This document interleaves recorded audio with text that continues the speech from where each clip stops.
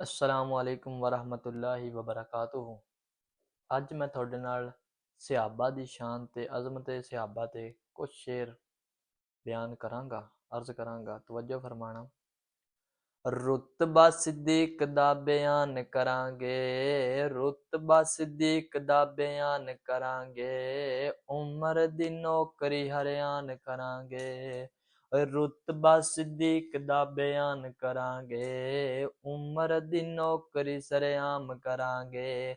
ਜਗ੍ਹਾ ਜਗ੍ਹਾ ਜ਼ਿਕਰ ਉਸਮਾਨ ਕਰਾਂਗੇ, ਜਗ੍ਹਾ ਜਗ੍ਹਾ ਜ਼ਿਕਰ ਉਸਮਾਨ ਕਰਾਂਗੇ। ਹੈਦਰ ਤੋਂ ਜਿੰਦ ਕੁਰਬਾਨ ਕਰਾਂਗੇ।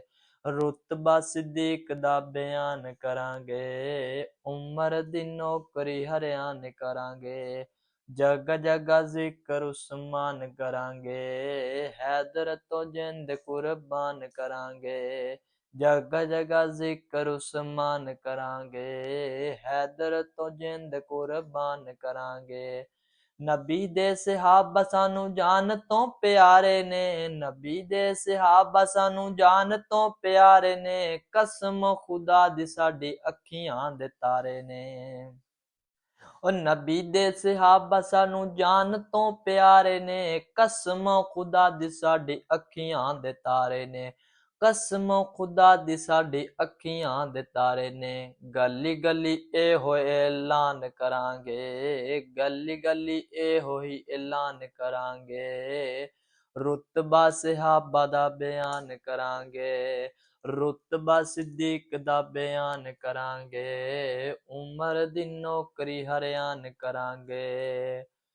ਉਹ ਕਲਮਾ ਕੁਰਾਨ ਜਿਹੜੇ ਸਾਡੇ ਤੱਕ ਪਹੁੰਚਾ ਗਏ, ਕਲਮਾ ਕੁਰਾਨ ਜਿਹੜੇ ਸਾਡੇ ਤੱਕ ਪਹੁੰਚਾ ਗਏ। ਮੱਕੇ ਵਿੱਚੋਂ ਉੱਠੇ ਸਾਰੀ ਦੁਨੀਆ ਤੇ ਛਾ ਗਏ। ਓਏ ਕਲਮਾ ਸਹਾਬਾ ਦੀ ਗੱਲ ਹੋ ਰਹੀ ਹੈ। ਕਲਮਾ ਕੁਰਾਨ ਜਿਹੜੇ ਸਾਡੇ ਤੱਕ ਪਹੁੰਚਾ ਗਏ। ਮੱਕੇ ਵਿੱਚੋਂ ਉੱਠੇ ਸਾਰੀ ਦੁਨੀਆ ਤੇ ਛਾ ਗਏ। ਮਦੀਨੇ ਵਿੱਚੋਂ ਉੱਠੇ ਸਾਰੀ ਦੁਨੀਆ ਤੇ ਛਾ ਗਏ। ਅਰਬ ਵਿੱਚੋਂ ਉੱਠੇ ਸਾਰੀ ਦੁਨੀਆ ਤੇ ਛਾ ਗਏ। ਯਾਦ ਸਹਾਬਾ ਦੇ ਅਹਿਸਾਨ ਕਰਾਂਗੇ, ਯਾਦ ਸਹਾਬਾ ਦੇ ਅਹਿਸਾਨ ਕਰਾਂਗੇ। ਰੁਤਬਾ ਸਿੱਦੀਕ ਦਾ ਬਿਆਨ ਕਰਾਂਗੇ, ਸਹਾਬਾ ਤੋਂ ਜਿੰਦ ਕੁਰਬਾਨ ਕਰਾਂਗੇ। ਰੁਤਬਾ ਸਿੱਦੀਕ ਦਾ ਬਿਆਨ ਕਰਾਂਗੇ।